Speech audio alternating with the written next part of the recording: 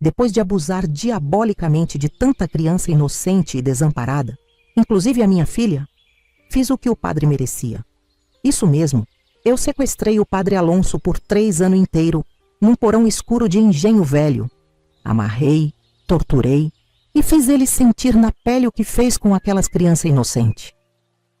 Sim, foi eu mesma, com essas mãos que hoje parecem tão frágil, que agarrei ele pelo pescoço quando estava dormindo, botei um pano com éter na cara dele e arrastei aquele corpo de mais de 80 quilos até uma carroça para levar para o inferno que preparei. Ouvir os gritos dele implorando a Deus por socorro enquanto eu fechava a porta daquele cárcere foi o começo da justiça que ninguém mais quis fazer. 3 anos vendo ele definhar, comendo resto, sofrendo o mesmo abuso que fez com dezenas de crianças. E sabe de uma coisa? Durmo tranquila todas as noites. Ele merecia cada segundo daquele sofrimento.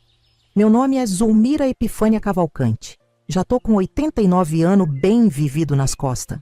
Aqui em Cachoeira, no Recôncavo Baiano, todo mundo me conhece como Dona Mira do Dendê. Cheguei nessa cidade ainda nova, depois que perdi meu marido Josafá para a febre amarela. Vim só com a roupa do corpo e minha filha pequena no colo. Hoje tenho essa casinha simples, com minhas plantas medicinal no quintal e até um papagaio velho que sabe mais palavrão que gente grande. Mas ninguém por aqui, nem mesmo o Padre Novo, imagina que fui eu que quebrei o espírito daquele vigário português que um dia desapareceu sem deixar rastro. Ninguém nunca soube que aquele homem que depois apareceu bêbado e maltrapilho em Salvador, já sem batina, tinha sofrido nas minhas mãos o castigo que merecia. Você que está me assistindo com esse celular na mão, provavelmente não faz ideia do que é crescer num lugar onde a palavra de um homem de batina valia mais que a vida de uma criança.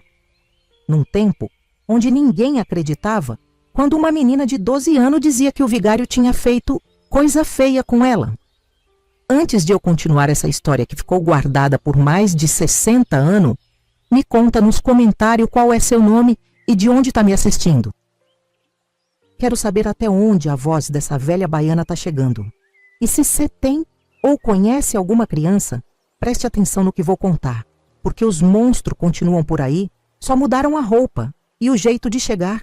Quando me sento nessa cadeira de balanço na varanda com meu lenço colorido na cabeça e olho para o horizonte, ninguém imagina as lembranças que passam na minha mente. Tenho as mãos toda torta de reumatismo agora, mas ainda forte o suficiente para dar um tapa na cara de qualquer um que fale mal do que fiz. São mão calejada de tanto trabalhar em fogão a lenha, de tanto socar tempero no pilão, de tanto torcer roupa no rio. Mão que sabem fazer carinho em criança com febre, mas também souberam segurar firme uma faca encostada na garganta de um homem que se achava acima da lei dos homens e da lei de Deus. As paredes da minha casa são de reboco pintado de branco, já descascando nos cantos. O chão é de cimento queimado, lisinho de tanto passar pano com cera. Não tenho luxo, mas tenho o necessário.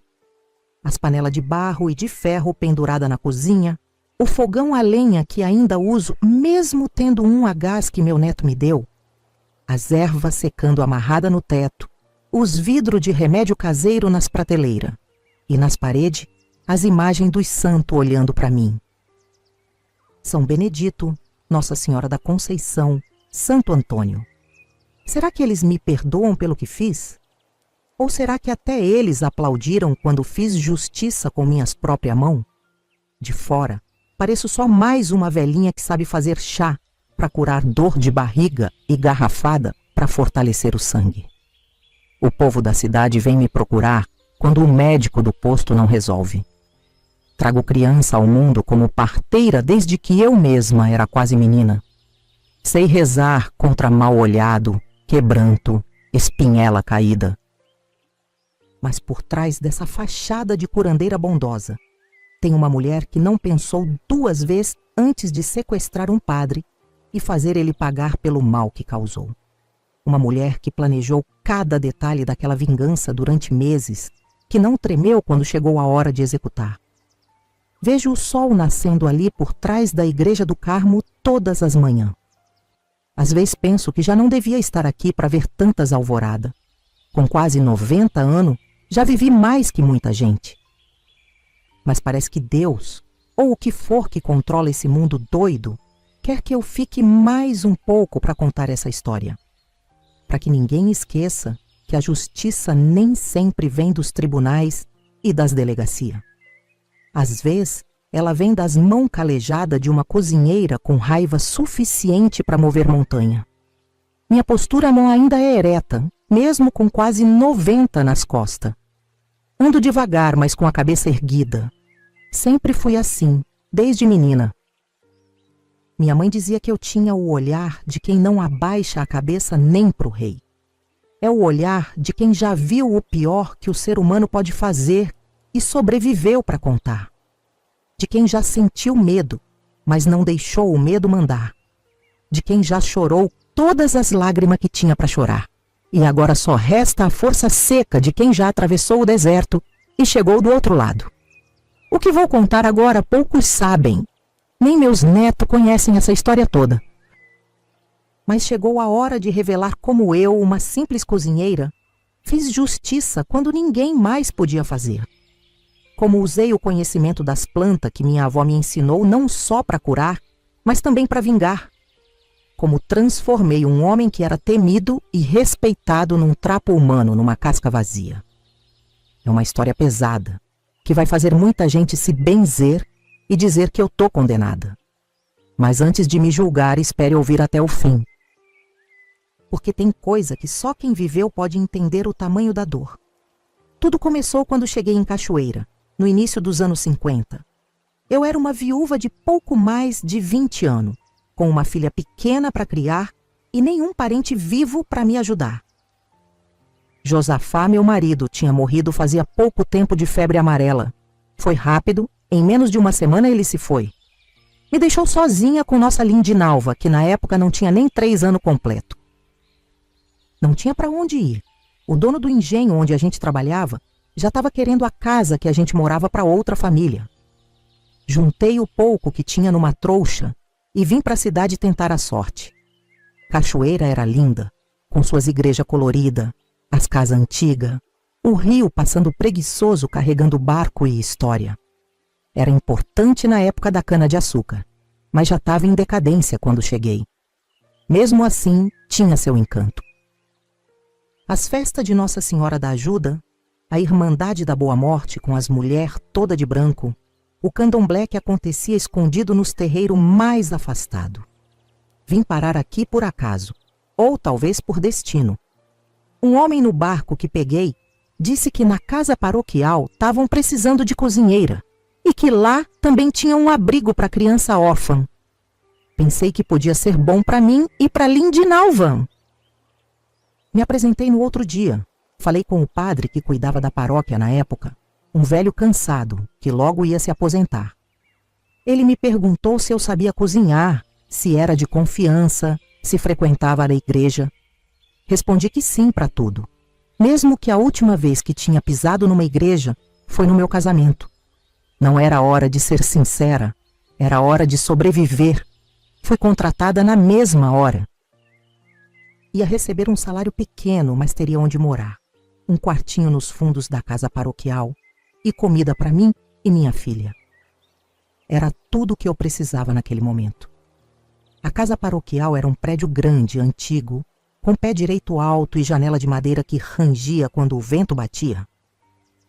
No primeiro andar ficavam a secretaria da paróquia, a sala do padre, uma biblioteca pequena e a cozinha onde eu ia trabalhar. No segundo andar ficavam os quartos, o do padre, o das freiras que ajudavam no abrigo e os dormitórios das crianças. Era um lugar simples, mas limpo e organizado. As crianças que moravam lá eram órfãs ou tinham sido abandonadas. Algumas iam ser adotadas, outras ficariam até crescer e sair para trabalhar.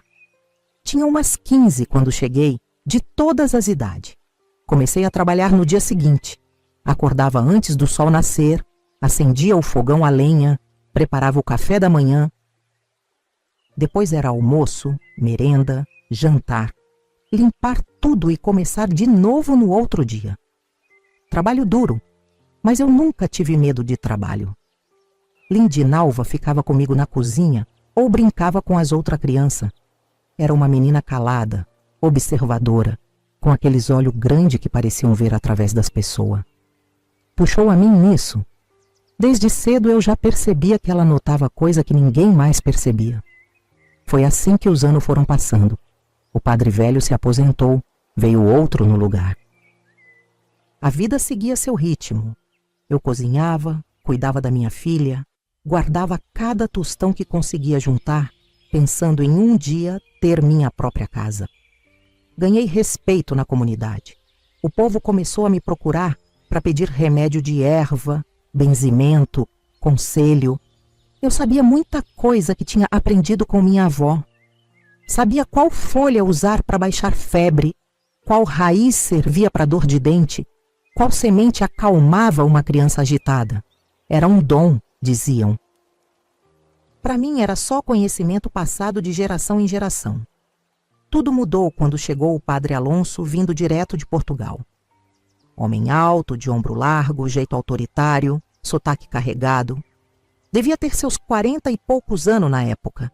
Chegou cheio de ideia, querendo mudar tudo na paróquia, no abrigo, até na cozinha. No começo, parecia só mais um padre rigoroso, desses que levam a religião mais a sério que o próprio Cristo. Rezava muito, cobrava disciplina, fazia sermão comprido que deixava o povo quase dormindo no banco da igreja. Nada que chamasse muita atenção, além do jeito arrogante de quem acha que veio da Europa para civilizar o selvagem. Mas com o tempo, comecei a notar coisa estranha. Primeiro foi um detalhe pequeno que qualquer um deixaria passar. O jeito que ele olhava para as meninas mais velhas do abrigo. Como insistia em dar aula de catecismo particular para as crianças, uma de cada vez, na biblioteca trancada. O silêncio que caía na mesa durante as refeições quando ele entrava na sala. Criança é barulhenta por natureza. Quando fica quieta assim de repente, é porque tem medo. E eu conhecia bem aquele tipo de medo. Era o mesmo que via nos olhos das meninas do engenho quando o filho do dono aparecia. E minha história com aquele padre amaldiçoado só estava começando. Mas isso é coisa para contar depois, meu filho.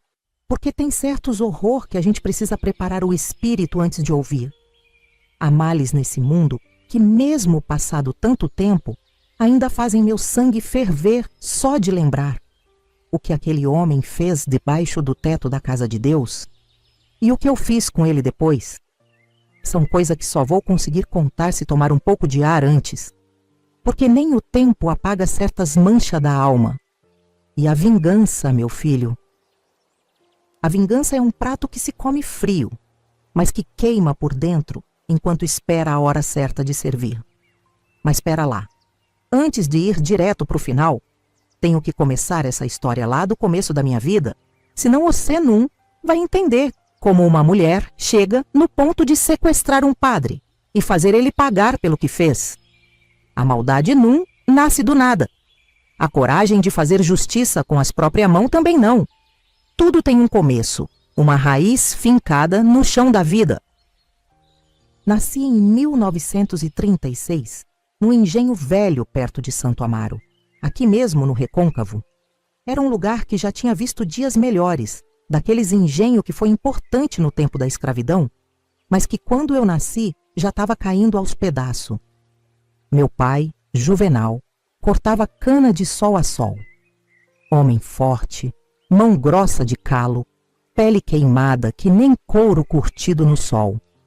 Falava pouco, trabalhava muito, bebia sua cachaça no final de semana. Não era homem de carinho, mas também nunca levantou a mão para bater em mim ou na minha mãe. Já era alguma coisa naquele tempo, viu? Minha mãe, Jandira, era lavadeira. Ia para o rio de madrugada com as trouxas de roupa da casa grande e só voltava quando o sol já estava descendo. A pele dela era mais clara que a do meu pai, mas o cabelo era pichain, todo enroladinho. Era bonita minha mãe, mesmo com as mãos rachadas de tanto esfregar roupa na pedra. Cantava enquanto trabalhava, umas cantigas antigas que falava de África, de santo, de liberdade. Foi dela que herdei a voz e o gosto por cantar enquanto trabalho. Até hoje, quando estou preparando minhas ervas, me pego cantando baixinho aquelas mesma cantiga. Mas foi minha avó materna, vó Quirina, que marcou minha vida de verdade. Ela morava com a gente num casebre de taipa coberto de palha no fundo do engenho. Era uma mulher pequena, toda enrugada, que parecia ter vivido 1000 anos. Ninguém sabia ao certo a idade dela. Tinha sido escrava quando moça, viu a abolição chegar, viu os filhos nascer livre, mas ainda presos àquela mesma terra. Conhecia cada planta do mato como se fosse gente da família. Sabia qual servia para curar, qual matava, qual dava sonho bom, qual espantava espírito ruim. Foi com vó Quirina que aprendi a cozinhar de verdade. Não era aquela comida simples de todo dia, mas os pratos que têm história, que carregam o axé dos antigos. Vatapá feito do jeito certo, com o amendoim torrado na medida exata. Caruru pro santo, com os quiabo cortado fininho e o camarão seco pilado com cuidado. Azeite de dendê aquecido no ponto que só o olho treinado reconhece. Cozinha não é só alimentar o corpo, Zulmira, ela dizia. É alimentar o espírito também. Cada tempero tem sua razão, cada panela tem seu segredo. O que mais assustava as pessoas era como eu aprendia tudo de primeira. Vó Quirina mostrava uma vez como fazer um remédio de erva, e eu nunca mais esquecia. Misturar 7 folhas de pitanga com 3 de manjericão, ferver em água de chuva colhida na lua crescente, deixar esfriar sereno da noite, coar em pano branco sem usar as mãos. Esse era para febre alta em criança pequena, e tinha dezenas de outros. Para cada mal, um remédio. Para cada dor, uma reza. Para cada problema, uma solução escondida na natureza. Essa menina tem cabeça de livro, vó Quirina falava para as outras mulheres do engenho. Guarda tudo que ouve, não deixa cair nenhuma palavra no chão. Era verdade. Desde pequena, eu decorava tudo. As rezas compridas em latim que o padre falava quando vinha na capela do engenho uma vez por mês. As histórias que os velhos contavam na porta das casas quando a noite chegava. As receitas complicadas que ouvia uma vez na feira. Tudo ficava guardado na minha cabeça, como se alguém escrevesse num papel que nunca amarelava. A vida era dura, mas tinha sua beleza também. As festas de São João com fogueira alta e milho assado. O samba de roda que acontecia escondido do feitor, com atabaque batendo até o sol raiar. As histórias de assombração contadas nas noites sem lua, que fazia a gente dormir agarrada nas esteiras de palha. A fartura nas épocas de colheita, quando tinha muita cana e o trabalho aumentava, mas também aumentava a comida no prato. Os banhos de rio nos domingos, única folga da semana, quando a gente lavava a alma junto com o corpo. Crescia assim, entre o trabalho pesado e os pequenos momentos de alegria. Ia para a roça com meu pai desde os 7 anos. Ajudava minha mãe a lavar roupa, carregando as trouxas pesadas na cabeça como as mulheres mais velhas. E nas horas que sobrava, ficava grudada na minha avó, aprendendo tudo que ela podia me ensinar, antes que a morte levasse ela e aquele conhecimento todo. Preste atenção, menina, ela repetia. Um dia você vai precisar disso tudo. O mundo não é sempre gentil com mulher como nós. Comecei a virar moça, o corpo mudando, os rapazes olhando diferente quando eu passava. Não era das mais bonitas, mas tinha uma força que chamava atenção. Andava de cabeça erguida, olhar firme, mesmo quando os filhos do senhor de engenho vinham com gracinha. Minha mãe morreu quando eu tinha 15 anos, de uma doença no pulmão que foi definhando ela devagar. Meu pai ficou ainda mais calado depois disso. Vó Quirina assumiu a casa de vez, me ensinando o que faltava para eu virar mulher completa, como ela dizia. Foi nessa época que conheci Josafá. Ele tinha chegado de outro engenho, contratado para consertar o telhado da casa grande que estava toda esburacada. Era um homem bonito, pele escura, lustrosa, sorriso largo que mostrava um dente de ouro do lado direito. Tinha a mão habilidosa que tanto consertava telhado quanto tocava violão nas noites de lua. Foi o primeiro homem que olhou para mim não como um pedaço de carne, mas como gente que merecia respeito. Namoramos escondido por quase um ano. Encontro rápido atrás da casa de farinha, conversa sussurrada na beira do rio, olhares trocados durante a missa. Josafá tinha plano. Queria juntar dinheiro, comprar um pedacinho de terra, construir uma casa para a gente. Sonhava em sair daquela vida de escravo que já não tinha esse nome, mas que no fundo era quase a mesma coisa. Vou te dar uma vida melhor, Zulmira, ele prometia. E eu acreditava, porque queria muito acreditar. Casei com 17 anos, numa cerimônia simples na capela do engenho. Vó Quirina fez questão de preparar tudo. A comida, meu vestido costurado com retalho branco, as flores do altar. O padre veio, benzeu a união, falou umas palavras em latim que, como sempre, gravei sem entender direito o significado.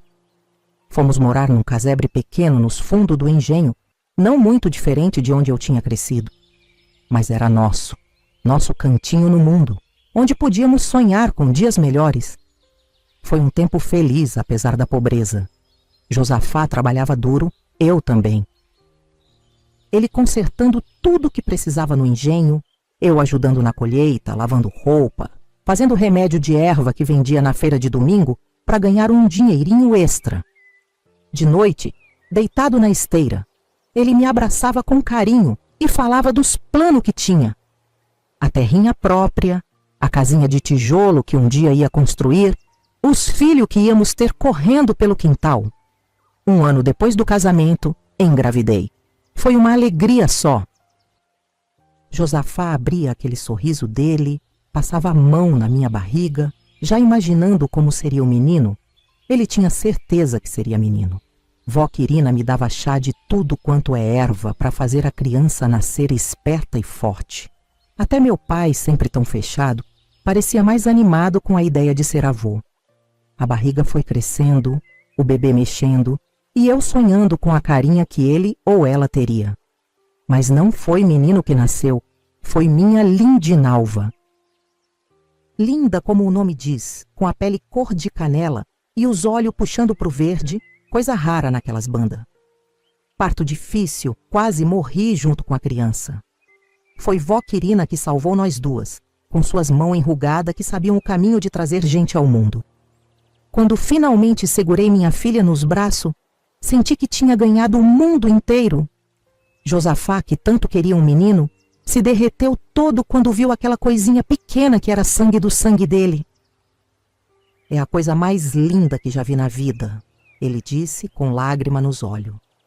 2 anos de felicidade nós tivemos, 2 anos vendo Lindinalva crescer, aprender a andar com aquelas perninhas cambaleantes, falar as primeiras palavras. 2 anos sonhando com o futuro, juntando cada tostão que conseguíamos poupar, planejando sair daquele engenho um dia. Lindinalva era uma criança especial, todo mundo notava. Quieta, observadora, com um olhar que parecia enxergar dentro da alma da gente. Essa menina tem o dom, dizia a vó Quirina. Igual a você, Zulmira, vai ser grande um dia. Então a tragédia bateu na nossa porta, sem aviso, sem piedade. Começou com Josafá voltando da roça mais cedo, com dor de cabeça forte e o corpo quente que nem brasa. Pensei que fosse só cansaço do trabalho no sol, deixar de erva cidreira, passei pano molhado na testa dele. Mas no dia seguinte, a febre tinha aumentado e ele começou a vomitar um líquido amarelo, os olhos todo vermelho de sangue pisado. Febre amarela, o doutor da casa grande disse quando veio ver. Não tinha muito o que fazer além de esperar e rezar. Passei 5 dias e 5 noites sem dormir, dando remédio de erva, rezando para todos os santos, implorando para a vó Quirina fazer algum trabalho, alguma mandinga para salvar meu marido. Nada adiantou.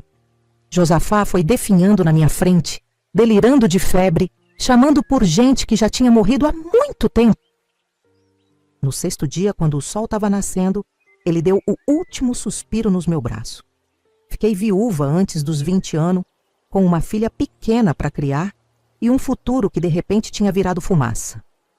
O enterro foi simples, no cemitériozinho do engenho onde tantos outros já tinham sido enterrados antes. Não tinha caixão. Fizemos com tábua velha que achamos no galpão. Meu pai, calado como sempre, ajudou a carregar o corpo. Vó Quirina cantou as cantigas de passagem, aquelas que ajudam a alma a encontrar o caminho. Lindinalva, pequena demais para entender o que estava acontecendo, ficava perguntando cadê o pai. Cada vez que ela perguntava, era uma facada no meu peito.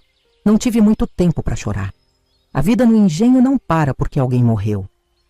No dia seguinte ao enterro, já estava de volta na roça, com Lindinalva amarrada nas costas com um pano, como as escravas de antigamente carregavam seus filhos. Trabalhava com lágrima escorrendo, mas trabalhava. O dono do engenho deu 1 mês para eu continuar na casa onde morava com Josafá. Depois disso, precisaria sair para dar lugar a outro trabalhador com família. Foi aí que vó Quirina me chamou para conversar, numa noite depois que Lindinalva já tinha dormido.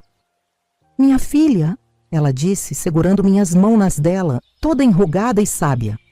Esse lugar não tem mais nada para te dar além de sofrimento. Junta o pouco que tem e vai para a cidade. Leva Lindinalva para um lugar onde ela possa ter um futuro diferente. Leva o conhecimento que te dei, usa ele para sobreviver. Chorei no colo dela como criança pequena, sentindo o cheiro de erva que sempre acompanhava minha avó. Na manhã seguinte, ela me deu um embrulho pequeno. Dentro tinha umas moedas de prata antiga, guardadas sabe-se lá por quanto tempo. Era para meu enterro, ela explicou. Mas acho que você precisa mais que eu agora. Vai te ajudar a começar de novo.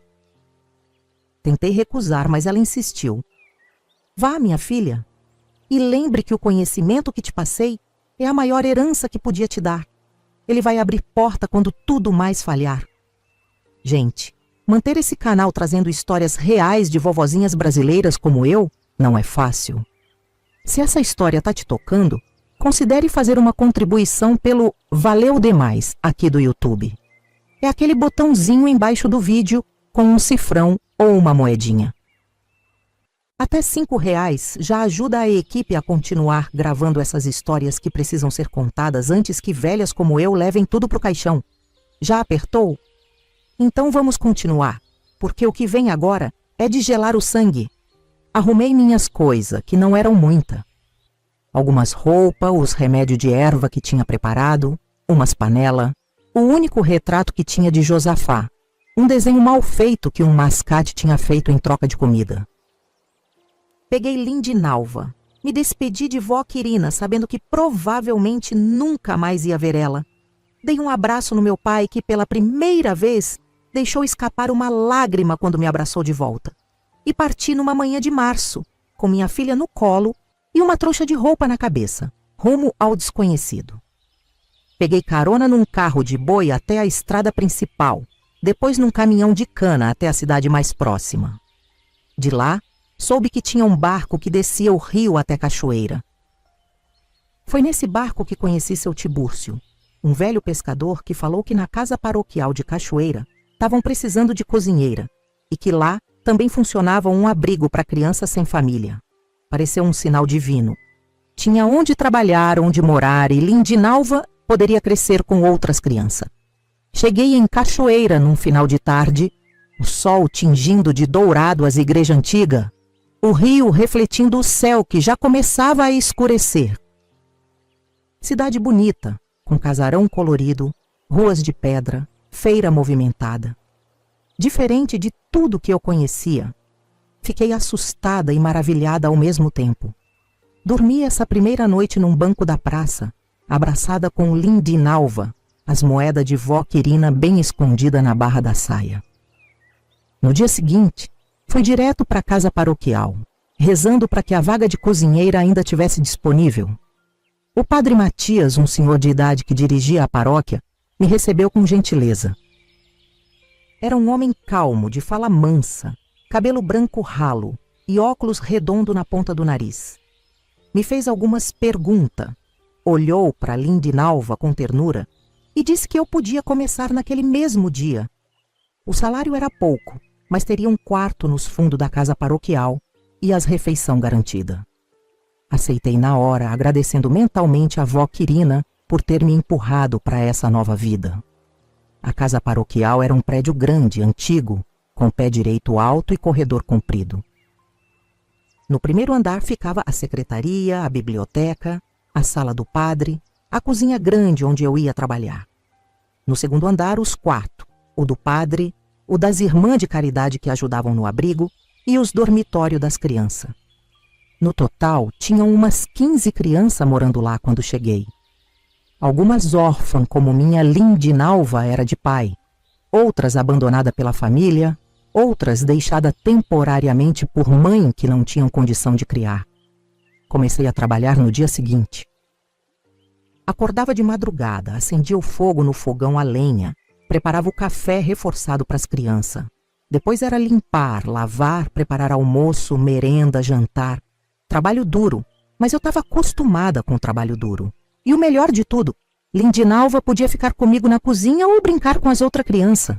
Tinha comida boa, roupa limpa, até começou a dar a aprender as letras com as irmãs. Era mais do que eu sonhava conseguir quando saí do engenho. Os anos foram passando assim, sem grande novidade. Padre Matias era um bom patrão, exigente, mas justo. As irmãs de caridade eram dedicadas, cuidavam bem das crianças.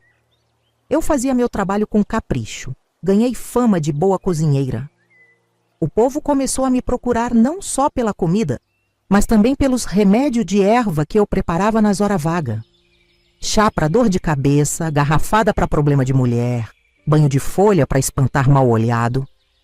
Todo o conhecimento que vó Quirina tinha me passado encontrou seu lugar naquela cidade. Entrei para a Irmandade da Boa Morte, uma tradição antiga das mulheres negras de Cachoeira. Era uma honra ser aceita, principalmente sendo de fora. Usava roupa branca nas procissão, cantava as cantigas sagradas, participava das festas. O povo começou a me chamar de Dona Mira, com respeito. Na igreja, me tornei conhecida como uma das beatas mais dedicadas. Ia em todas as missas, ajudava nos eventos da paróquia, sabia as orações de cor.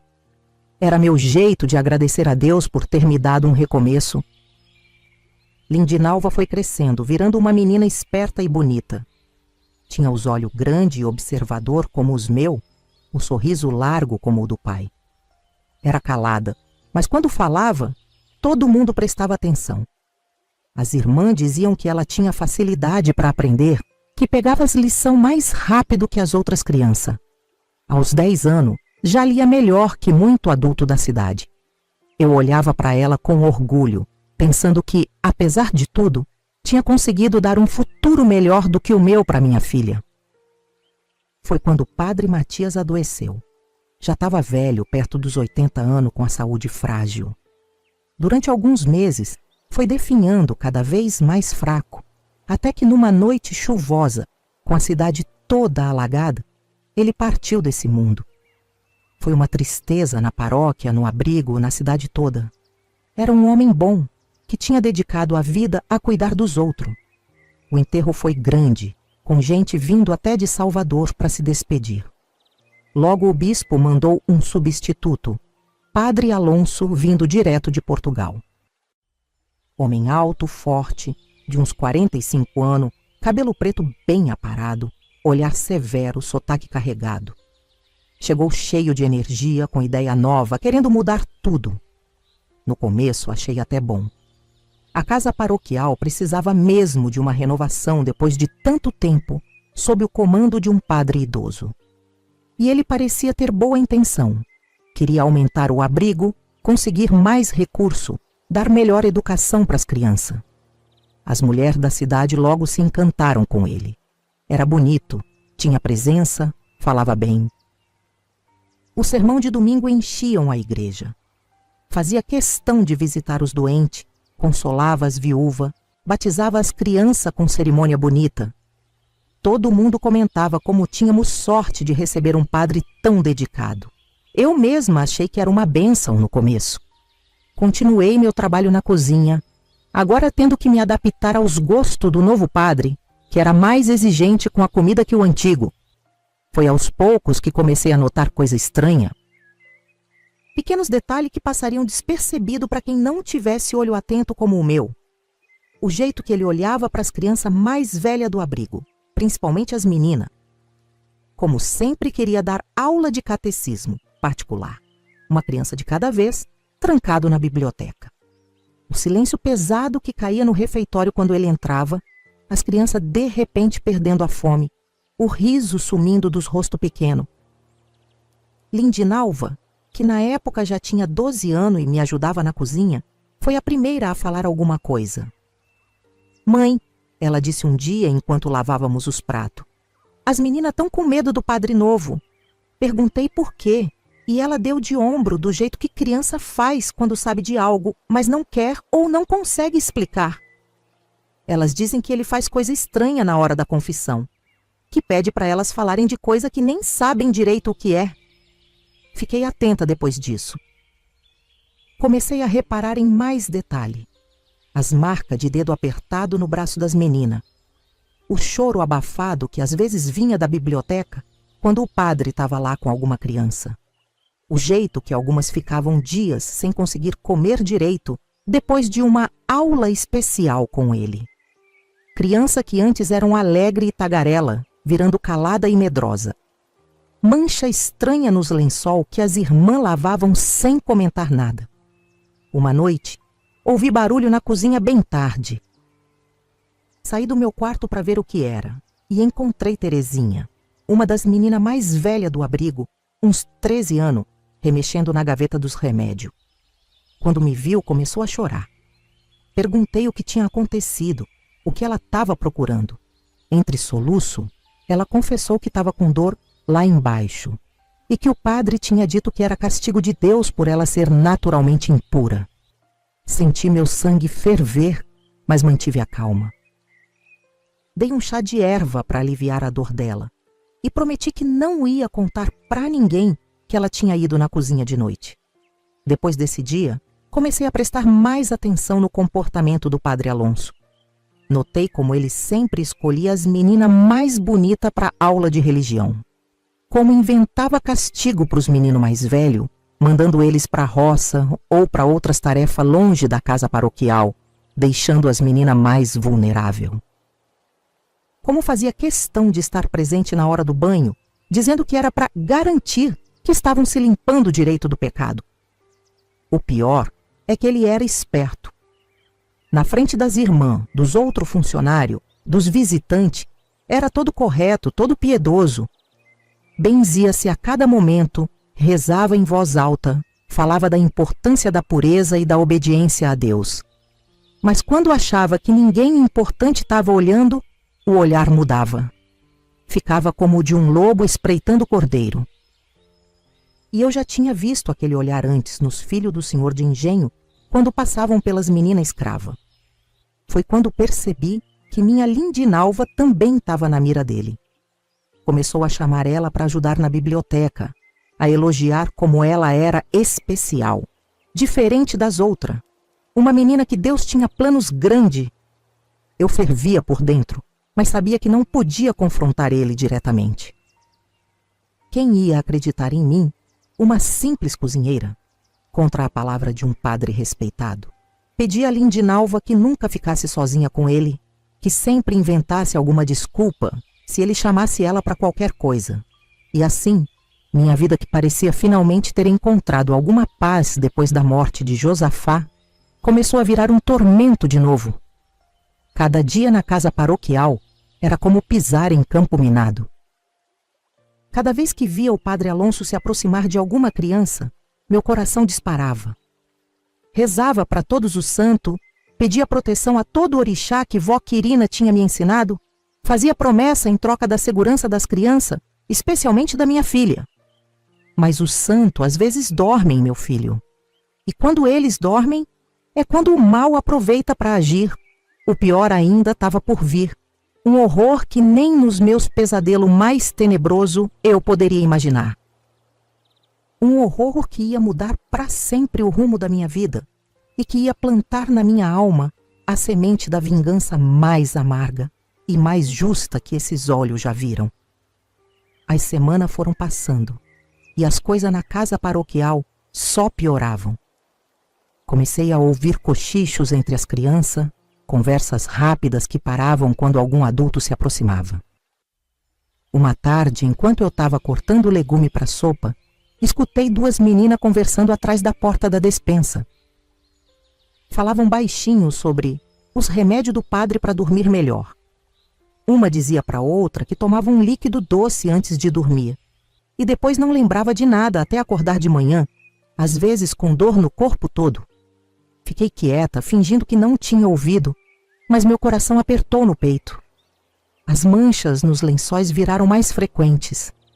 As irmãs lavavam sem comentar nada, mas eu via o olhar delas, uma mistura de confusão, vergonha e medo. Ninguém queria falar sobre o assunto. Era como se tivesse um acordo silencioso. Ninguém via, ninguém falava, ninguém sabia. Mas eu via. E comecei a juntar as peças do quebra-cabeça. A garrafa de vinho do altar que sumia mais rápido que o normal. As crianças que de repente ficavam com medo de escuro, que faziam xixi na cama depois de anos sem esse problema. O comportamento do padre, sempre tão correto em público, mas com aquele olhar de lobo quando achava que ninguém importante estava vendo. Notei que Lindinalva estava diferente também. Minha filha sempre foi calada, observadora, mas de repente ficou mais quieta ainda. Não queria mais ajudar na biblioteca como antes gostava. Inventava dor de cabeça quando o padre aparecia na cozinha. Uma vez, quando ele tocou no ombro dela para elogiar um bolo que ela tinha ajudado a fazer, vi ela se encolher como se tivesse levado um tapa. "Tá tudo bem, minha filha?" Perguntei quando ele saiu. "Tá", ela respondeu sem me olhar nos olhos. "Só não gosto quando ele chega perto." Foi numa terça-feira de março que tudo desabou. Eu estava limpando o fogão depois do almoço, quando uma das irmãs veio me dizer que Lindinalva não tinha aparecido na aula de catecismo. "Pensei que estava ajudando a senhora na cozinha", ela disse. Senti um frio na barriga. Larguei tudo e saí procurando minha filha pela casa paroquial inteira. Não estava no quarto, na biblioteca, no pátio, em nenhum lugar óbvio. Foi quando ouvi um soluço baixinho vindo da despensa de mantimento. Um quartinho escuro, onde guardávamos farinha, feijão, arroz. Abri a porta devagar. No cantinho mais escuro, encolhida entre 2 sacos de farinha, estava a minha Lindinalva. Chorava com a mão na boca para não fazer barulho, o corpo tremendo inteiro. Quando me viu, tentou se esconder mais ainda. "Minha filha, o que foi?" perguntei, me abaixando para ficar na altura dela. Ela só chorou mais forte. Tentei abraçar, mas ela se encolheu como se tivesse medo até de mim. "Ele te machucou?" perguntei, já sabendo a resposta. Ela não respondeu com palavra, mas o olhar dela disse tudo. Queria gritar, quebrar tudo, correr atrás do padre e arrancar o coração dele com minhas próprias mãos. Mas sabia que não podia fazer isso, não naquele momento. Lindinalva precisava de mim calma, forte. "Vem, minha filha", falei, estendendo a mão sem tocar nela. "Vamos para o nosso quarto. Lá a gente conversa." Ela se levantou com dificuldade, andando como se tivesse dor. Meu sangue fervia nas veias, mas mantive o rosto sereno pelo bem dela. No quarto, fechei a porta e sentei na beirada da cama. Lindinalva ficou de pé, no canto, como um passarinho assustado. "Ninguém vai te machucar aqui", falei. "Sou eu, sua mãe. Nunca vou deixar nada de ruim acontecer com você." Aos poucos, ela foi relaxando. Se aproximou, sentou ao meu lado. Ficamos em silêncio um tempo, só o barulho da respiração dela, ainda irregular de tanto chorar. "Você pode me contar o que aconteceu?" perguntei finalmente. Ela olhou para o chão, para o teto, para as mãos, para qualquer lugar menos para os meus olhos. "Ele disse que ia me ensinar uma oração especial", ela começou, a voz tão baixa que mal dava para ouvir. "Me chamou na biblioteca depois da aula, trancou a porta, tinha uma garrafa lá. Ele disse que era vinho bento, que eu precisava tomar para receber o Espírito Santo. Parou, engoliu em seco. Tinha gosto esquisito. Depois fiquei tonta. Ele começou a rezar, passando a mão na minha cabeça. Depois, a mão foi descendo. Não conseguiu terminar. Voltou a chorar, dessa vez se jogando nos meus braços como quando era pequena. Abracei forte, engolindo o choro que queria sair da minha própria garganta. Não era hora de mostrar fraqueza. Era hora de ser forte pela minha filha. Não foi sua culpa, repeti várias vezes, acariciando o cabelo dela. Ele é que é o monstro. Você não fez nada de errado. Aos poucos, ela foi se acalmando, até adormecer exausta no meu colo, como quando era bebê. Naquela noite, Lindinalva acordou com febre alta. Delirava, chamando por Josafá, por vó Quirina, por gente que nem conhecia. No meio do delírio, contou mais detalhe do abuso, como não era a primeira vez. Como o padre dizia que era um ritual de purificação, que todas as meninas precisavam passar. Como ameaçava que se ela contasse para alguém, Deus ia castigar não só ela, mas a mim também.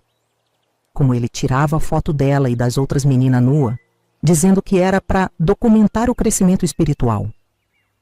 Fervendo de ódio e de febre, eu cuidava dela, dando chá de erva, passando pano molhado na testa, rezando para todos os santos e orixá que conhecia. Vai passar, minha filha, prometia, sem saber se estava falando da febre ou da dor na alma. A gente vai sair daqui. Ele nunca mais vai te tocar. No fundo, já sabia o que precisava fazer. Mas primeiro, tinha que tentar os caminhos certos, os caminhos que uma pessoa decente tentaria antes de tomar medida extrema. Na manhã seguinte, deixei Lindinalva aos cuidados de uma das meninas mais velhas do abrigo, de quem eu confiava. Disse para as irmãs que minha filha estava com febre e não podia ir para a aula. E fui direto para Salvador, pegar o ônibus bem cedo, gastando parte do dinheiro que tinha economizado durante anos. Ia falar com o bispo, contar o que estava acontecendo, pedir que tirassem aquele monstro da nossa paróquia antes que ele destruísse mais criança. O bispo me recebeu depois de horas esperando na antessala. Era um homem gordo, de cara vermelha, que parecia irritado por ter seu tempo precioso ocupado por uma cozinheira do interior. Quando comecei a contar o que tinha acontecido com Lindinalva e com as outras crianças, ele franziu a testa. Quando cheguei na parte das fotos, ele me interrompeu com um gesto brusco. Dona Zulmira, essas são acusação muito grave contra um homem de Deus. A senhora tem prova disso que está dizendo? Tenho o testemunho da minha filha, respondi. E de outras crianças se a gente perguntar direito. Tem as manchas nos lençol, os medo inexplicável, os comportamento estranho. Ele balançou a cabeça, como se eu estivesse falando abobrinha. Isso não é prova, senhora. Isso são especulação de uma mãe nervosa. As crianças têm pesadelo, têm medo do escuro. Isso é normal. Quanto às manchas, bem, menina dessa idade estão virando moça, tem seus problemas natural. Saí do escritório do bispo de mão vazia e coração pesado. Ele prometeu que investigaria discretamente as acusações, mas o brilho nos olhos dele dizia que não ia fazer nada. Pior, avisou que falaria com o padre Alonso sobre rumores circulando, para ele tomar cuidado com sua reputação. Eu quis gritar que não era a reputação dele que importava, eram as vidas das crianças. Mas mordi a língua, já sabia que estaria sozinha nessa luta. Tentei a polícia também. Fui à delegacia em Cachoeira, falei com o delegado, contei a mesma história. O homem me olhou de cima a baixo, riu na minha cara. A senhora está acusando o vigário. Entende o que isso significa? Um homem respeitado, que veio da Europa para servir nossa comunidade. E quem é a senhora? Uma cozinheira, mãe solteira. Engoli o orgulho de corrigir que era viúva, não mãe solteira. Não ia fazer diferença. Vá para casa, dona. Cuide da sua filha. E agradeça que não vou contar para o padre dessa conversa, senão a senhora podia arrumar problema sério. Voltei para a casa paroquial derrotada. Ou pelo menos era o que parecia por fora. Por dentro, uma decisão já tinha sido tomada. Se a lei dos homens não fazia justiça, então seria pela lei mais antiga, a lei que vó Quirina me ensinou antes mesmo que eu soubesse ler. Olho por olho, dente por dente. Não ia ser rápido, não ia ser fácil, mas ia acontecer. Aquele homem ia pagar por cada lágrima que fez minha filha derramar, por cada inocência que ele roubou daquelas crianças. Quando cheguei, o padre Alonso me chamou na sala dele. Me olhou com aquela cara de santo, aquele sorriso falso. Dona Zulmira, soube que a senhora andou espalhando história. Difícil de acreditar. História que podem manchar a reputação da nossa paróquia. Falava manso, como se tivesse preocupado comigo. Mas os olhos tinham aquele brilho de lobo. O bispo me ligou muito preocupado. Disse que a senhora fez acusação grave, sem nenhuma prova. Isso é blasfêmia, dona Zulmira. É pecado mortal. O senhor sabe o que fez, respondi segurando o ódio na garganta. Ele sorriu mais ainda, se recostando na cadeira. Não sei do que a senhora está falando. Só sei que somos todos filhos de Deus, sujeitos à tentação do demônio. Às vezes, essa tentação vem na forma de mentira, de falso testemunho. A senhora deveria se confessar, buscar perdão. A ameaça estava clara no tom dele. Eu era substituível. Podia perder meu emprego, meu teto, tudo que tinha construído nos últimos anos. Vou rezar pela senhora, ele concluiu, me dispensando com um gesto. Tô achando que poucos de vocês vão ter coragem de deixar um like nesse vídeo depois do que vou contar agora. É forte demais, minha gente. Duvido até que você aguente ouvir sem tremer essa parte da história. Se tiver estômago forte mesmo, deixa o like aí e vamos ver se você continua assistindo até o final. Saí da sala dele fingindo derrota, cabeça baixa, ombro caído. Era o que ele esperava ver. O que ninguém podia ver era o fogo que queimava dentro de mim. Um fogo antigo que vinha lá da África com meus antepassados, que passou por vó Quirina e chegou até mim. O fogo da justiça que não vem dos tribunais, mas das próprias mãos de quem sofreu a injustiça. Naquela mesma noite, sentei com Lindinalva no nosso quarto. Minha filha, falei, segurando as mãos dela nas minhas. Preciso que você seja corajosa. Não consegui ajuda de ninguém, nem do bispo, nem da polícia. Eles não acreditam na gente. Ela concordou com a cabeça. Um olhar de quem já esperava por isso. Criança pobre aprende cedo que a justiça não é para ela. Mas eu prometo que vou proteger você. E as outras crianças também. Ele vai pagar pelo que fez. Só que vai demorar um pouco. E até lá, a gente precisa ser esperta. Começamos devagar. Primeiro, espalhei entre as meninas do abrigo que qualquer uma que se sentisse em perigo podia vir falar comigo. Não diretamente. Isso seria arriscado demais. Criei um código. Se alguma delas viesse me pedir chá para dor de cabeça da alma, eu saberia que precisava de ajuda. E elas vinham, mais do que eu imaginava. 1, 2, 3 por semana. Menina de todas as idades. Contavam história parecida. O vinho com gosto estranho, o ritual de purificação, as fotos, as ameaças. Comecei a documentar tudo. Não podia escrever. Se alguém encontrasse, seria o fim. Então guardava na memória. Aquela memória que vó Quirina dizia ser igual a um livro que nunca amolece na chuva. Nome, data, detalhe de cada abuso. Queria ter prova para quando chegasse a hora certa. Também comecei a ensinar as meninas a se protegerem. Nunca ficar sozinha com o padre. Sempre inventar desculpa para sair da sala se ele trancasse a porta. Derramar o vinho sem querer se ele oferecesse. Enquanto isso, estudava a rotina dele. A casa paroquial era grande, mas eu conhecia cada canto, cada sombra, cada hora do dia. Sabia quando ele saía para visitar doente na cidade, quando ia a Salvador para reunião com o bispo, quando ficava sozinho na biblioteca até tarde. Uma noite, aproveitei que ele tinha ido a uma novena na casa de uma família rica da cidade. Entrei no quarto dele, aquele quarto que ninguém além dele podia entrar nem para limpar. Não sabia exatamente o que procurava. Talvez as fotos que Lindinalva tinha mencionado. Talvez alguma prova que pudesse levar para o delegado, para o bispo, para alguém que não pudesse ignorar. Revirei o quarto com cuidado, tomando cuidado para deixar tudo exatamente como estava. Foi quando achei, escondido debaixo do colchão, um caderno de capa preta, trancado com um pequeno cadeado. Não conseguia abrir ali. Guardei de volta onde estava e voltei para o meu quarto, pensando em como conseguir acesso àquele caderno. Na noite seguinte, voltei com um grampo de cabelo que tinha aprendido a usar para abrir fechadura quando ainda morava no engenho. Peguei o caderno de novo e dessa vez consegui abrir o cadeado depois de algumas tentativas. O que encontrei dentro me deixou sem ar. Era um diário. Mas não um diário qualquer. Era um registro detalhado de cada abuso que ele tinha cometido desde que chegou em Cachoeira. Nome das crianças, idade, o que tinha feito com cada uma, como tinham reagido. Havia até uma espécie de classificação, estrelas ao lado de cada nome, indicando as favoritas. Ao lado do nome da minha Lindinalva, 5 estrelas. Especialmente pura, dizia a anotação.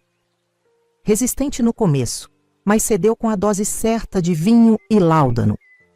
As páginas seguintes eram ainda pior. Tinha descrição de abuso em outras paróquias onde ele tinha servido, em Portugal e no Brasil. Dezenas de crianças ao longo de anos. E o pior, menção a outros padres, outros homens poderosos que compartilhavam o mesmo interesse especial. Nome de político, de juiz, de delegado. Inclusive o mesmo delegado que tinha rido da minha cara quando fui fazer denúncia. Tudo fazia sentido agora. Era uma rede protegida pelos mesmos homens que deviam fazer justiça. Fechei o caderno, coloquei de volta no mesmo lugar, com o coração batendo tão forte que achei que ia explodir no peito. Voltei para o meu quarto e passei a noite inteira acordada, olhando para o teto pensando. Não tinha a quem recorrer. Ninguém ia acreditar em mim contra todos aqueles homens poderosos. E mesmo se acreditassem, nada seria feito. Eles se protegiam. Eu tinha que proteger as crianças. Tinha que fazer justiça. Sozinha. Foi naquela noite, olhando minha filha dormir um sono inquieto, cheio de pesadelo, que tomei minha decisão. Padre Alonso precisava desaparecer. Não só sumir da nossa paróquia, mas sumir de um jeito que nunca mais pudesse machucar nenhuma criança. E eu seria o instrumento dessa justiça. Não seria rápido nem fácil. Teria que planejar cada detalhe, usar todo o conhecimento que vó Quirina tinha me passado, arriscar minha própria liberdade e talvez até minha vida. Mas olhando para Lindinalva, para as marcas que aquele monstro tinha deixado nela, não só no corpo, mas na alma, eu sabia que não tinha escolha. Vó Quirina, sussurrei na escuridão do quarto como uma prece. Me dê força para o que vou fazer. Me mostre o caminho. Me ajude a fazer justiça. E juro que senti um vento quente entrar pela janela, mesmo sendo noite de inverno. Um cheiro de erva que não estava ali antes. Um peso na cama, como se alguém tivesse sentado ao meu lado. Alguns diriam que foi imaginação. Eu sei que foi resposta. A força que precisava já estava dentro de mim, no sangue dos meus antepassados, no conhecimento passado de mãe para filha por gerações. Só precisava acordar. Na manhã seguinte, quando saí para o quintal para pegar lenha para o fogão, vi uma planta que nunca tinha notado ali antes. Crescia num canto escuro, perto do muro, com folha verde escura e umas flor pequena amarela. Reconheci na hora. Era uma das plantas que vó Quirina me ensinou a nunca mexer sem necessidade extrema. Planta que tanto podia curar quanto matar, dependendo de como fosse preparada. Olhei em volta para ver se alguém estava observando. Então arranquei um galho pequeno e escondi no bolso do avental. O plano começava a tomar forma na minha cabeça. O plano precisava ser perfeito. Não podia falhar, não podia deixar rastro, não podia ser descoberto até que tivesse terminado. Passei 2 semanas planejando cada detalhe, pensando em cada possibilidade, cada problema que podia aparecer. E a primeira coisa que precisava era um lugar isolado, seguro, onde ninguém fosse ouvir os gritos dele, onde pudesse manter ele pelo tempo que fosse necessário. Foi quando lembrei do Engenho Valverde, uma propriedade antiga, abandonada há mais de 15 anos, a uns 5 quilômetros de Cachoeira. Tinha trabalhado lá quando cheguei na região, antes de conseguir o emprego na casa paroquial. Limpava a casa grande uma vez por mês, quando os donos que moravam em Salvador vinham passar uns dias. Mas eles morreram sem deixar herdeiro, e o lugar foi ficando esquecido, engolido pelo mato, virado assombração. Ninguém ia lá. Diziam que tinha alma penada, que se ouvia grito de escravo à noite, que quem entrava não saía. Arranjei uma desculpa qualquer para sair um domingo de manhã bem cedo. Disse para as irmãs que ia visitar uma amiga doente no interior. Andei a pé até o velho engenho, com o sol batendo forte nas costas. O lugar estava como imaginava, tomado pelo mato alto, as paredes descascando, o telhado furado em alguns cantos. Mas a estrutura principal ainda estava firme. A casa grande, a senzala, o galpão onde funcionava a moenda de cana e o porão. O porão era perfeito para o que eu precisava. Era um espaço grande escavado embaixo da casa principal. Tinha servido para guardar açúcar nos tempos de fartura e depois para outros propósitos mais sombrios, que as paredes ainda lembravam. Tinha só uma entrada, uma porta pesada de madeira maciça que ainda tinha a fechadura original, daquelas antigas com chave grande de ferro. A única janela era pequena, alta, com grade de ferro enferrujada, mas ainda firme. Não tinha como fugir dali. Era escuro, úmido, assustador.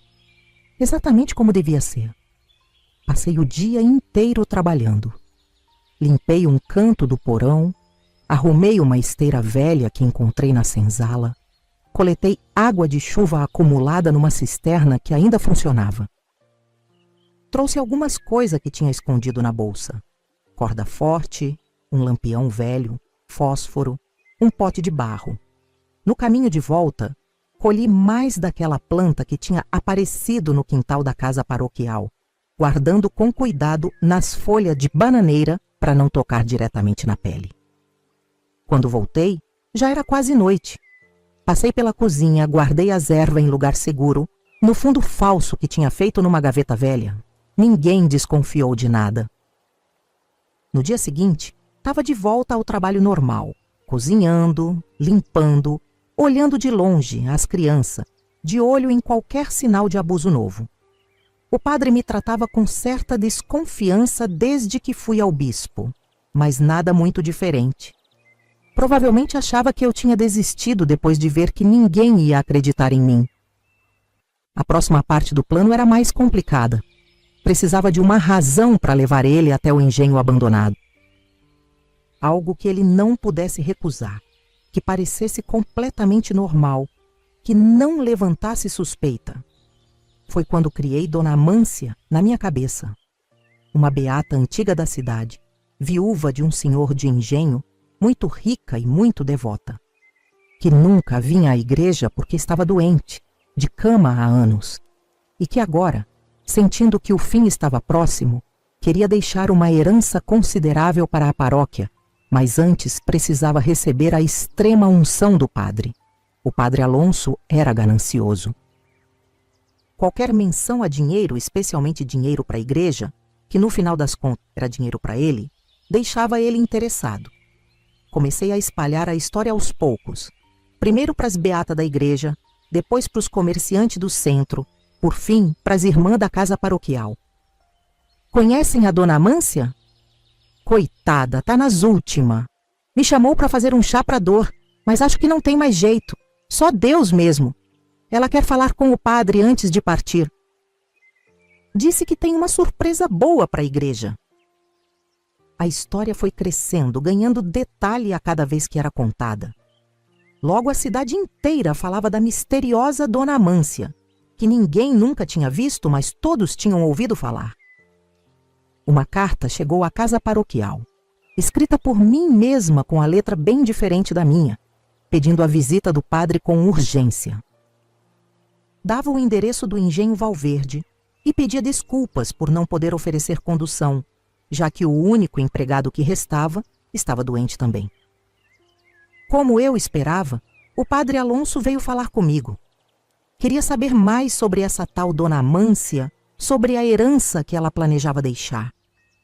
O senhor sabe como são essas mulheres rica e velha, falei, fazendo papel de fofoqueira. Não falam valor, só dão a entender que é muito. Mas pelo que sei, Dona Amância não tem herdeiro. Toda a fortuna do marido vai ficar sem dono quando ela partir. Vi o brilho de cobiça nos olhos dele. Estava fisgado como peixe na anzol. Enquanto o padre se preparava para a visita, que marcamos para dali a 3 dias, eu terminava os preparativos no engenho. Levei um colchão velho, alguma comida que não estragava fácil, um balde para necessidade. Também preparei a primeira dose da mistura que ia usar nele.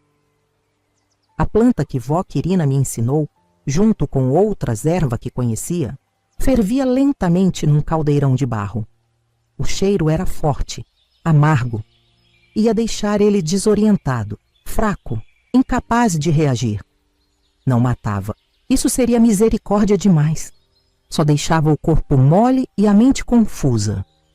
Na véspera da visita, preparei a comida que ele mais gostava, moqueca de peixe com pirão. Enquanto as irmãs não estavam olhando, misturei um pouco da erva no pirão dele, uma dose pequena, só para começar a deixar ele mais lento, menos desconfiado. No jantar, ele comeu tudo, lambendo os beiços, elogiando minha comida como sempre fazia. Dona Zulmira tem mão abençoada, disse para as irmãs. Se ele soubesse que bênção tinha naquela comida. No dia marcado ele saiu cedo, de batina nova, com os óleos santos e a Bíblia na mão. Tinha pedido que eu preparasse uma cesta com alguma comida para levar de presente para a moribunda. Preparei com prazer, colocando mais da minha mistura especial no bolo de milho, que sabia que ele não ia resistir de comer no caminho. Acompanhei ele até o portão da casa paroquial, desejei boa viagem e voltei para minha cozinha como se fosse um dia normal. Algumas horas depois, saí discretamente. Disse que ia no mercado comprar tempero que estava faltando. Em vez disso, peguei o atalho para o engenho, andando rápido entre as moitas de mato alto. Cheguei lá antes dele. O caminho que indiquei era mais longo, dando volta pela estrada principal. Me escondi atrás de uma parede caída da casa grande, esperando. Não demorou muito, vi ele chegando a pé, suando dentro da batina preta, reclamando sozinho do calor e da distância. Quando ele entrou na casa grande, chamando por Dona Amância, eu já estava preparada. Tinha uma toalha encharcada com éter que consegui de um enfermeiro conhecido, em troca de remédio para dor na junta. Ele nem me viu chegando por trás. Quando sentiu o cheiro forte do éter, já era tarde demais. Tentou se debater, mas a mistura no bolo já tinha feito efeito. Caiu pesado no chão de madeira podre, os olhos revirando, a boca aberta num grito que não chegou a sair. Arrastei ele pelo corredor até a porta do porão. Não foi fácil. Era um homem grande, pesado, e eu era só uma mulher de força mediana. Mas a raiva dá força que a gente nem sabe que tem. Abri a porta com a chave enferrujada e empurrei ele escada abaixo. Ele rolou como um saco de batata, batendo a cabeça nas paredes de pedra. Quando cheguei lá embaixo, já com o lampião aceso, ele estava desmaiado, um filete de sangue escorrendo da testa. Amarrei ele bem amarrado com um nó que aprendi a fazer quando ainda morava no engenho. Mão, pé, tudo preso em argola de ferro que ainda estavam no chão e nas paredes daquele porão que já tinha visto tanto sofrimento antes. Quando terminei, sentei num banquinho de madeira e esperei ele acordar. Não demorou muito. Primeiro foram gemido, depois movimento fraco tentando se soltar das cordas. Por fim, os olhos se abrindo desfocado, confuso. Onde estou? Ele perguntou. a voz pastosa pelo efeito das ervas. Quando me viu, quando reconheceu meu rosto à luz fraca do lampião, os olhos dele se arregalaram em choque e medo. Dona Zulmira, o que significa isso? Me solte imediatamente! Tentou soar autoritário, como sempre falava na casa paroquial. Mas ali, amarrado no chão de um porão escuro, não tinha autoridade nenhuma. Padre Alonso, falei, minha voz mais calma que nunca. Bem-vindo ao seu julgamento. Aqui não tem bispo para te proteger. Não tem delegado comprado. Não tem beata cega pelo poder da batina. Só tem você, eu e toda a verdade que você escondeu por tanto tempo. Ele tentou dizer algo, negar, ameaçar. Mas eu não estava interessada nas mentiras dele. Aproximei do rosto dele o diário que tinha encontrado, aquele caderno preto com os relatos detalhados dos abusos. Conheço todos os seus segredos, padre. Cada menina que você machucou, cada inocência que roubou, cada vida que destruiu. O medo nos olhos dele era real agora. Desespero puro. Tentou gritar por socorro, mas estávamos a quilômetro de qualquer pessoa. Além disso, o engenho já tinha fama de assombrado. Se alguém ouvisse grito, ia achar que era só mais uma alma penada. Não adianta gritar, falei.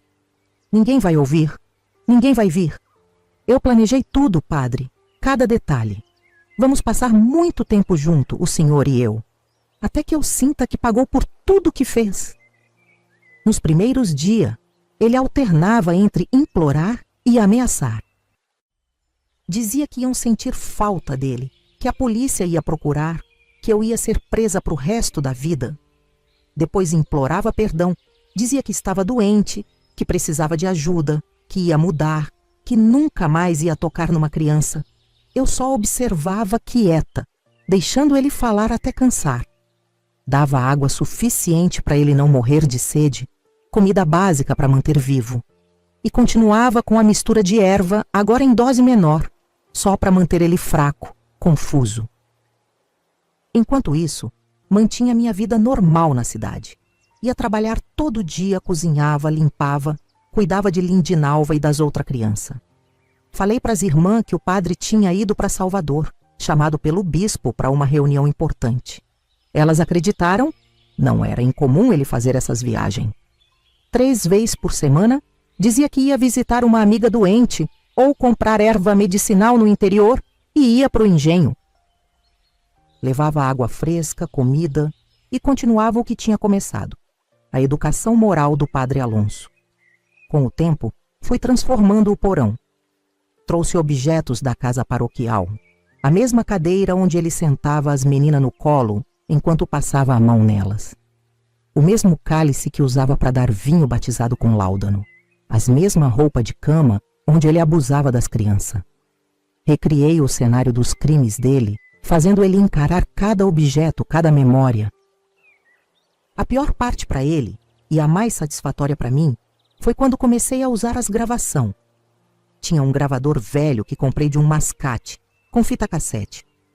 Pedi para algumas meninas que sabia que tinham sido vítima dele para contar história de assombração. Elas adoraram brincar de contar história assustadora. O que não sabiam é que enquanto gravava, eu selecionava certas palavras, certa frase. Depois, sozinha, reordenei essas gravações, criando depoimento, acusação, usando só a voz das crianças sem nunca revelar quem eram. Colocava para tocar durante a noite quando ele tentava dormir. Vozes infantis sussurrando na escuridão. Você me machucou. Eu confiava em você. Deus está vendo tudo. Não tem perdão. Ele acordava gritando, suando frio, olhando para os cantos escuros do porão como se visse fantasma. De certa forma, era o mesmo fantasma. Os fantasmas da inocência que ele tinha destruído. Os interrogatórios eram diário. Sentava na frente dele e perguntava tudo. Nome, data, detalhe de cada abuso. No começo ele negava, depois admitia parcialmente. Por fim, confessou tudo. Usei as mesma técnica que tinha visto ele usar com as crianças. Alternar entre ameaça e falsa compaixão. mostrar o chicote numa mão e o pão na outra. Ele tinha sido mestre nisso. Eu aprendi rápido. Registrei tudo num caderno próprio. Nome, data, detalhe de cada confissão. Gravei muitas delas também. Não para usar como prova. Sabia que nunca ia a julgamento. Era para mim mesma, para ter certeza que não estava sonhando, que finalmente estava fazendo justiça. E também para ele ouvir depois, confrontado com a própria confissão quando tentava negar de novo. A vida dupla não era fácil. De dia, a cozinheira respeitada, a beata dedicada, a mãe carinhosa. De noite, às vezes, a carcereira, a interrogadora, a juíza. Tinha que tomar cuidado para não levantar suspeita. Inventei uma amiga doente no interior que visitava com frequência. As irmãs, preocupadas com o meu cansaço, até sugeriam que descansasse mais, que não me sacrificasse tanto pelos outros. Se elas soubessem. Quando as pessoas começaram a perguntar pelo padre, espalhei o boato de que ele tinha sido chamado para uma missão especial pelo bispo, que estava trabalhando com criança carente em lugar distante, talvez até fora do país. As beatas suspiravam, dizendo que era típico dele, sempre tão dedicado aos necessitados. Eu concordava com o rosto mais inocente do mundo, enquanto por dentro ria da ironia. Os meses viraram 1 ano. 1 ano virou 2. As condições dele foram piorando gradualmente. Não por falta de cuidado básico. Eu dava banho nele, trocava as roupas, tratava a ferida para não infeccionar. Queria ele vivo, consciente, sofrendo cada minuto. Mas o isolamento, o medo constante, as alucinações causadas pelas ervas, as vozes das crianças na gravação, tudo isso foi quebrando ele por dentro. O homem arrogante, seguro, autoritário, foi dando lugar a uma casca vazia, trêmula, delirante. Às vezes me perguntava se estava fazendo a coisa certa, se não tinha virado um monstro igual a ele. Mas então lembrava do olhar de Lindinalva, do silêncio das outras crianças, dos detalhes horrorosos que ele mesmo tinha confessado com orgulho no começo, e sabia que estava fazendo o que precisava ser feito. Era justiça, não vingança. Pelo menos, era o que dizia a mim mesma nas noites que não conseguia dormir. No 3º ano de cativeiro, percebi que tinha chegado ao fim. Não restava mais nada do Padre Alonso que a cidade conheceu. O corpo ainda respirava, o coração ainda batia, mas o espírito tinha sido completamente quebrado. Ele não falava mais coisa com coisa, alternando entre confessar pecado que nem tinha cometido e implorar perdão a santo que inventava na hora. Passava horas olhando para o nada, balançando para frente e para trás. Às vezes chorava como criança sem razão aparente. Tinha conseguido o que queria. Ele tinha sofrido, tinha confessado, tinha sido castigado. Não ia mais machucar nenhuma criança, não no estado em que estava. Era a hora de encerrar esse capítulo. Mas não podia simplesmente matar ele e enterrar no fundo do engenho e seguir com minha vida. As pessoas iam continuar procurando, perguntando. Precisava de um final que não levantasse suspeita, que encerrasse a história de vez. Foi quando bolei a última parte do plano, o sumiço do padre com o dinheiro da igreja. Durante esses 3 anos, tinha juntado uma quantia considerável, economizando do meu próprio salário, vendendo remédio de erva, fazendo pequeno trabalho. Não era uma fortuna, mas era o suficiente para parecer que ele tinha fugido com o dinheiro da paróquia. Falsifiquei a letra dele. Depois de tanto tempo estudando os diários dele, conhecia cada curva da escrita. E fiz uma carta de confissão. Não dos crimes verdadeiros, claro. Mas confessando ter roubado o dinheiro da igreja durante anos e agora fugindo para não ser preso. Na última visita ao engenho, dei um banho nele, vesti com roupa simples de trabalhador que tinha comprado aos poucos nos armazéns da região.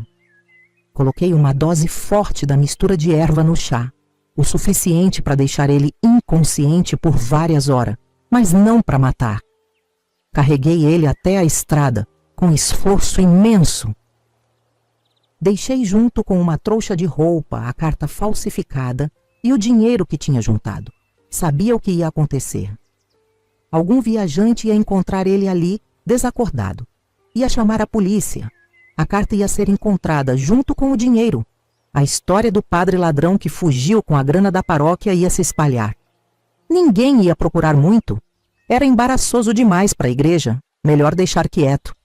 E ele, no estado mental em que estava, nem ia conseguir contar outra história. Se conseguisse falar alguma coisa coerente, ia parecer só delírio de bêbado ou louco. Foi exatamente o que aconteceu. 3 dias depois, a notícia chegou em Cachoeira. O padre Alonso tinha sido encontrado na estrada para Salvador, com roupa de lavrador, uma carta confessando o roubo e um saco de dinheiro. Estava desorientado, falando coisas sem sentido, claramente alterado por álcool ou droga. A igreja rapidamente abafou o caso, transferindo ele para um retiro espiritual longe dali. A comunidade ficou chocada, claro. As beatas não queriam acreditar. As irmãs rezavam pela alma dele. Eu só observava, quieta, fazendo o papel de tão surpresa quanto os outros. Por dentro sabia que tinha terminado. Ele nunca mais voltaria a ser o homem confiante que abusava de criança indefesa. Nunca mais teria poder sobre ninguém. E o melhor, as crianças estavam seguras. Não só de Padre Alonso, mas também dos outros homens que ele tinha mencionado no diário. Com a desgraça dele, todos se afastaram, com medo de serem associados ao escândalo. Agora me diga sinceramente, você acha que fui monstruosa por fazer o que fiz com aquele homem? Teria sido melhor deixar que ele continuasse destruindo a vida de mais criança inocente? Se estivesse no meu lugar, com sua filha violentada e ninguém para ajudar, o que você teria feito? Me conta aqui nos comentários. Quero saber o que você pensa disso. Nunca mais vi Padre Alonso depois daquele dia na estrada. Mas anos depois, ouvi a história de um bêbado que perambulava pelas ruas de Salvador. Um homem que tinha sido padre, diziam, mas que tinha enlouquecido. Falava sozinho, tinha medo de criança, gritava no meio da noite sobre vozes que o perseguiam. Morreu sozinho, num beco qualquer, abandonado por todos. Quando soube, não senti alegria nem tristeza. Só a certeza de que a justiça, mesmo que pelas mãos de uma simples cozinheira, tinha finalmente sido feita. A vida em Cachoeira foi voltando ao normal depois do escândalo do Padre Alonso. Um novo vigário chegou para substituir ele, um homem mais velho, de jeito manso, que parecia mais interessado em rezar suas missas e dormir suas cestas do que qualquer outra coisa. Foi um alívio para todo mundo, especialmente para as crianças do abrigo. Aos poucos, o brilho foi voltando para os olhos delas. As risadas no pátio durante as brincadeiras. A inocência que tinha sido roubada começou devagar a reaparecer. Nunca mais vi o Padre Alonso pessoalmente depois daquele dia que o deixei na estrada. Mas as notícias chegavam de vez em quando. Gente que ia a Salvador e voltava contando que tinha visto ele perambulando pelas ruas, já sem batina, maltrapilho, falando sozinho. Diziam que bebia qualquer coisa que encontrasse, que dormia em banco de praça, que tinha medo até da própria sombra. A igreja tinha lavado as mãos dele completamente. Depois do escândalo do dinheiro roubado, ninguém queria associação com aquele nome. Anos depois, um comerciante de Cachoeira que tinha ido vender farinha em Salvador voltou com a notícia. O ex-padre tinha sido encontrado morto num beco escuro, atrás de um bar qualquer. Tinha morrido de frio, de fome, de bebida, de abandono. Ninguém sabia ao certo e ninguém se importava o suficiente para investigar. Foi enterrado como indigente, sem ninguém para rezar por sua alma. Quando soube, não senti nem alegria nem tristeza. Só uma espécie de alívio, como quem finalmente fecha um livro pesado demais depois de ler a última página.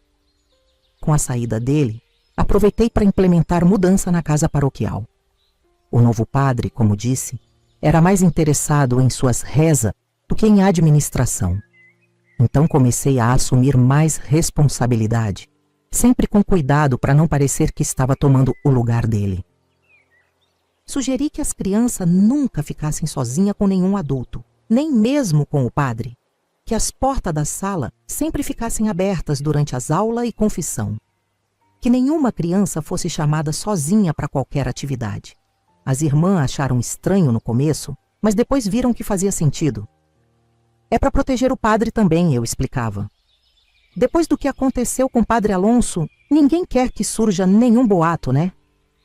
Elas concordavam. Aos poucos, essas regras viraram rotina, tão natural que ninguém nem lembrava mais que não tinha sido sempre assim.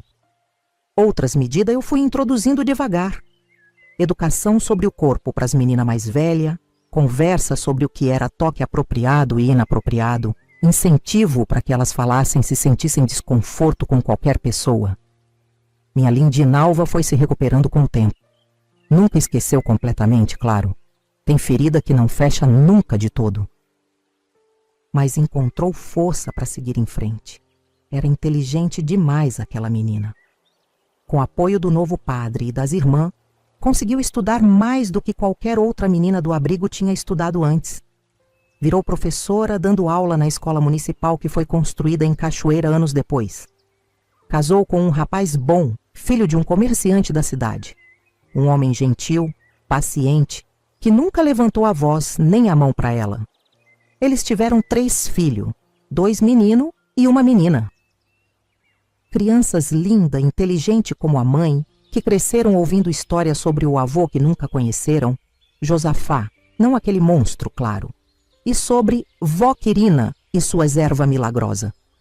Lindinalva nunca contou para os filhos o que tinha acontecido com ela. Talvez um dia conte, quando forem adultos o suficiente para entender. Ou talvez leve esse segredo para o túmulo, como muitas mulheres da nossa época fizeram com suas dores. Quanto a mim, continuei trabalhando na casa paroquial, até me aposentar, já com quase 70 anos. Ganhei respeito da comunidade. Virei uma espécie de conselheira das mulheres mais jovens.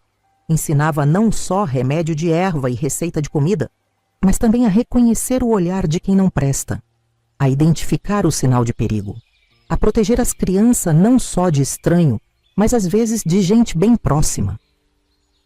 Homem que olha demais para a menina pequena não está admirando a beleza da criança, eu dizia para as mães jovens. Preste atenção se um homem quer sempre ficar sozinho com criança.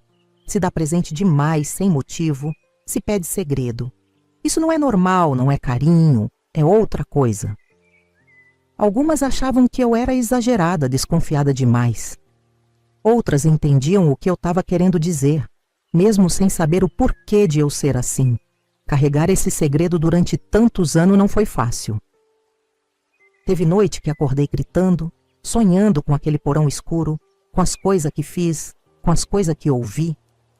Teve momento que quase contei tudo, para Lindinalva, para as autoridades, para o novo padre na confissão. Mas sempre recuei no último instante, não por medo de ser punida, mas porque sabia que a verdade completa não ia fazer bem para ninguém. Ia reabrir ferida, ia trazer de volta horror que já tinham sido parcialmente esquecido. Teve dias também que me perguntei se realmente tinha feito a coisa certa, se não tinha me tornado um monstro igual ao que combati. Sequestrar um homem, manter ele preso durante anos, torturar ele psicologicamente até quebrar. Isso não é coisa que uma pessoa normal faz, por mais justificado que pareça. Às vezes, no silêncio da noite, me perguntava se Deus ia me perdoar, ou se tinha reservado um lugar especial no inferno para mim, vizinho de parede com o padre Alonso. Outras vezes, lembrava das crianças salvas pelo que fiz, das meninas que ele não pôde mais abusar, dos outro homem poderoso que ele tinha mencionado no diário, que se afastaram com medo depois do escândalo, das mudanças que consegui implementar na casa paroquial, protegendo geração de criança que vieram depois. E pensava que, se fosse pagar no inferno pelo que fiz, pelo menos valeu a pena o preço. O tempo foi passando, a cidade mudando, o mundo transformando. Cachoeira virou ponto turístico, com gente de todo canto vindo visitar as igrejas históricas, os casarão colonial, as festas tradicional. A casa paroquial, onde trabalhei quase a vida toda, virou um centro cultural, com biblioteca e sala de aula. O abrigo de criança fechou quando o governo construiu instituição mais moderna em outra parte da cidade. As beatas que conheci foram morrendo uma a uma, até eu ser uma das últimas daquela época. Os dias de hoje são diferentes em muita coisa. Tem delegacia da mulher agora. Tem conselho tutelar. Tem campanha na televisão falando que abuso é crime, que criança tem que ser protegida.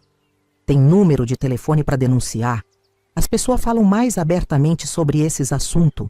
Não tem mais tanto aquele silêncio cúmplice que protegia os monstros na minha época. Mas seria mentira dizer que tudo mudou. Ainda tem muito padre por aí abusando de criança, muito professor, muito padrasto, muito tio. Ainda tem muito poderoso sendo protegido por outros poderosos. A diferença é que hoje, uma mãe desesperada como eu tem mais chance de conseguir justiça pelos caminhos certos antes de precisar fazer justiça com as próprias mãos. Quando vejo notícia de padre sendo preso por abuso, de político sendo investigado, de famoso caindo em desgraça depois de denúncia, penso que talvez o mundo esteja melhorando, mesmo que devagar. Que talvez um dia nenhuma criança precise passar pelo que minha Lindinalva passou. Que nenhuma mãe precise chegar ao extremo que cheguei. Outro dia, uma repórter veio aqui em Cachoeira fazer uma matéria sobre as tradições da região. Entrevistou várias pessoas antigas da cidade, inclusive eu. Perguntou sobre as festas religiosas, sobre a Irmandade da Boa Morte, que ainda existe, sobre as comidas típicas. Quando a câmera desligou, ela comentou que tinha ouvido história sobre um padre que tinha sumido com dinheiro da igreja décadas atrás. A senhora lembra disso? Era verdade? Perguntou curiosa. Olhei nos olhos dela e respondi com a cara mais inocente do mundo. Lembro sim, minha filha. Foi um escândalo na época. Ninguém esperava isso de um homem tão devoto. Mas a gente nunca conhece de verdade o coração dos outros, né? Não me arrependo do que fiz.